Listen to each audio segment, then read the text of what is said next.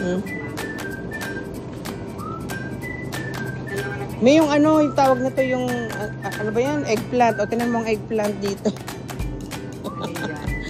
Yung eggplant. Nga. Dapat ganun. Wala tayong mahaba. Oh, di ba? Wala, hindi uso dito mama yung mahabang eggplant. Ito kaya. Magkano ba?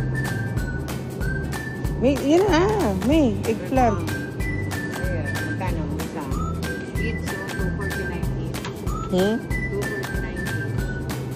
249. Mga dalawa lang siguro. Dapat yung magkakasya lang sa rep natin, no?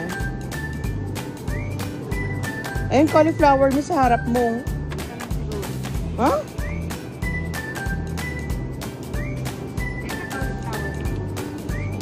Cauliflower? Saan? Ay, cauliflower. No. Broccoli. Broccoli.